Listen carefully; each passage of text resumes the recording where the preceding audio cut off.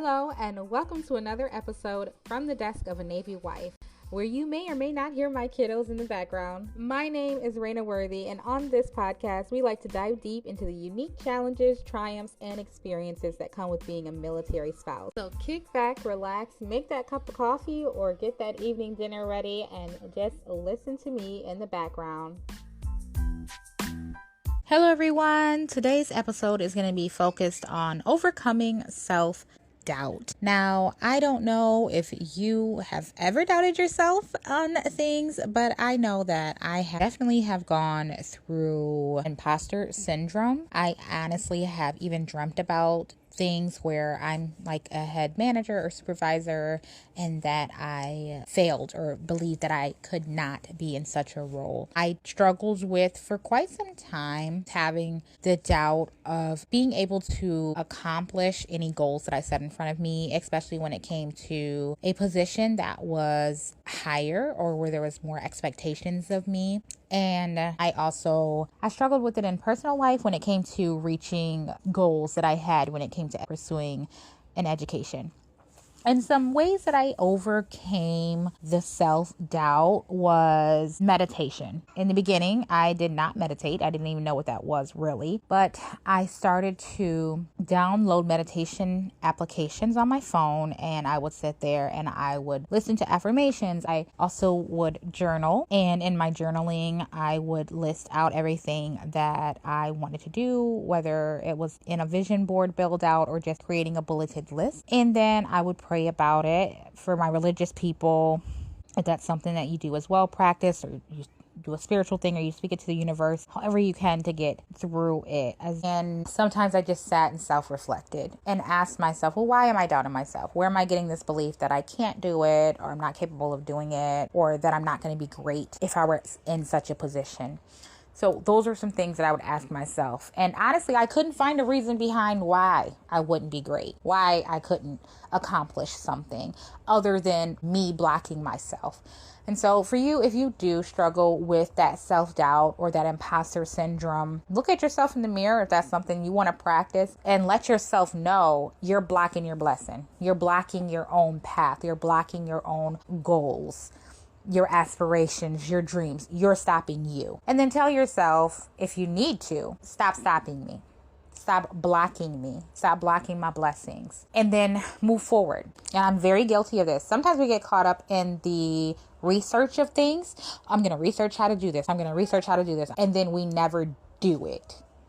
That's the struggle. And we don't even realize that we're stopping ourselves because, oh, no, I still got to do some more research. You're not going to learn if you don't just go out there and do it. So this year, it was very much a lot of, I'm just going to do it. And sometimes it came from even talking to my husband, and he would say, just do it. Like, why? What are we doing? Like, you're talking about it, but just do it. And so it was me definitely having to walk the walk, because everything sounds good, right? In theory. So everything sounds good until you actually get out there and you start doing it. And then you can prove to yourself, all right, I got this, I've done it. And you've learned. You're learning as well as you go. And it's okay to do that. If you're struggling with imposter syndrome, or you're struggling with that self-doubt, it happens. I'm sure everybody has been there in some point in their life. It may not be all the time, but for some of us, we may struggle with it a little bit more, with that constant battle of not believing in ourselves. Even if there's multiple people that believe in you and support you, for whatever reason, just keep stopping you. And so I would encourage you to stop stopping yourself from whatever that goal or dream is that's going to get you further. For me, some of mine, going back to school, I was like, I'm going to start school. I'm going to get my master's degree. And then halfway through, I was like, I don't know if I want to finish this. I don't know if I'm going to be able to finish this. I'm tired of taking these classes, or whatever the reasoning or excuse was. And then I had to say, all right, let me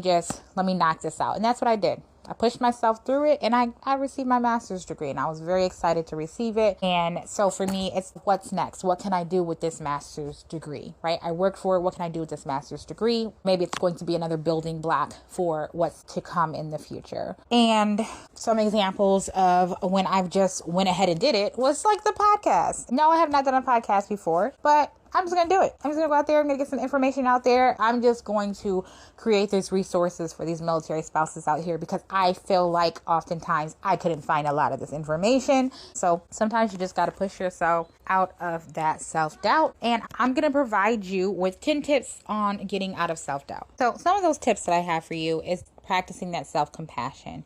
And if you're someone that has like an app such as Fit On, they do have some meditations that are affirmations and some self-compassion type of meditations on there. So take advantage of that. Be compassionate, be patient with yourself. Treat yourself the same that you would treat a friend that's going through something or doubting themselves. You gas that person up. Like, you got this? What you talking about? You can't do it. Says who? Why?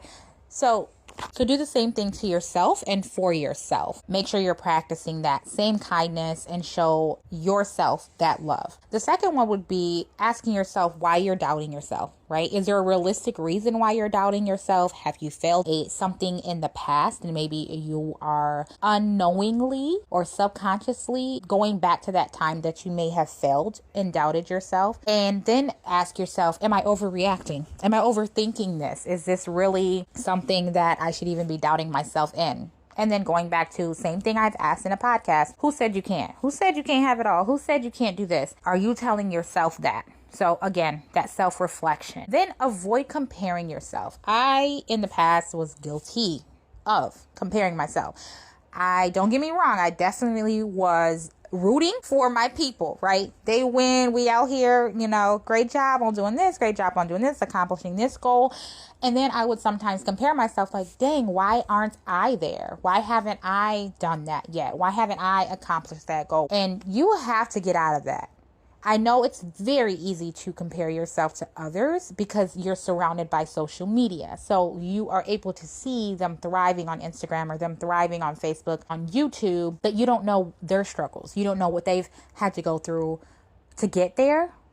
And you don't know their journey. Even if you may have known them through life as a friend, you don't know all that it took for them to get to where they are. And a lot of times it could have been like sleepless nights and things like that. So with that, stop comparing yourself to them. Keep in mind that there can be this unrealistic view, right? Or vision into these people's lives because they're just going to show you when they're thriving and everything's great. They're not going to always or necessarily ever show you when things aren't going so great. And so be sure to avoid comparing yourself. If you're in your own lane and you have on your tunnel vision, you don't have time to be checking out what's going on to the left and the right of you. So keep that in mind. Next would be that positive self-talk. So just like I said, you gas that other person up or that friend up, you should be doing the same thing to yourself, channeling those inner thoughts, that support system that you have and building that confidence, talking to yourself. I got this. I can do this. I've been able to do this, and this, and this. And even if that's you listing things down that you've accomplished in the past, or scrolling through social media on your own page and seeing all of the accomplishments that you've shared in the past, if you're more of the sharing type, just having that self-reflection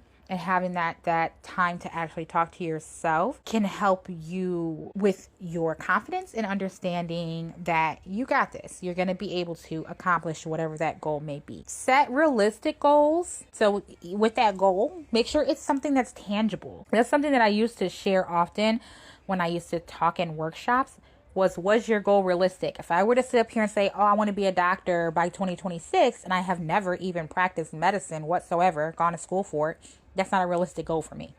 Okay.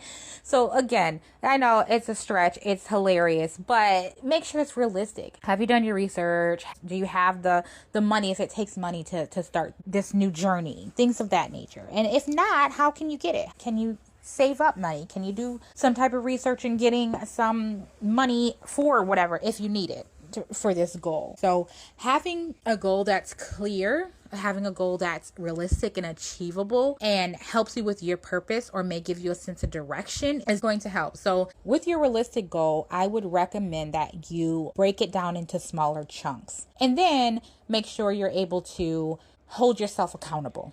I'm going to be able to get this done at this date or by this time so I can move on to the next phase of my goal. So breaking it down in that way. And then accept your thoughts. Accept them in the moment as far as, man, I'm not going to be able to do this. You know what? Okay. I said I'm not going to be able to do this.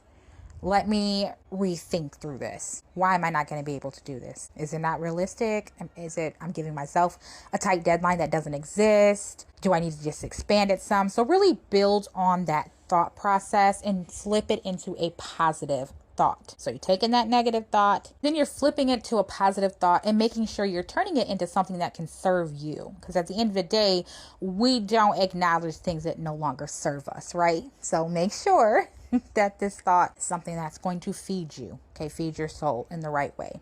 Then celebrate those achievements, no matter how big or small they may be. Again, we're no longer comparing ourselves to other people. So you need to be focusing on your strengths. And if you want to share them with your community, share them with your community. If you want to keep it to yourself, make sure you are still celebrating you and celebrating you with loved ones in your circle if you're able to. Next, keep a journal. Jot down whether it's a self-reflection, self-evaluation, any type of beliefs that you're having, or track your feelings.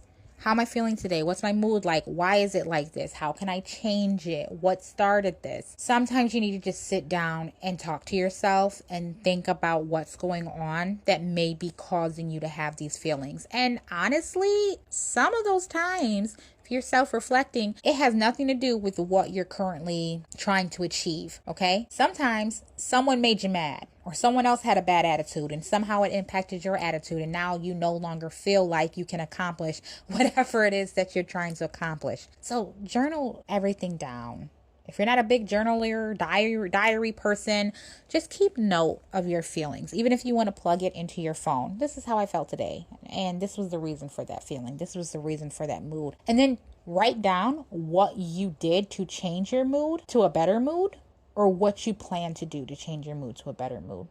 And then last but certainly not least, if you feel like you need professional help and you're self-doubting you and it's affecting your life, consider talking to a therapist or a counselor, someone that has specified in cognitive behavioral therapy, because that's a common form that exists that can help you with your self-doubt, that can help you with those challenges that you're going through.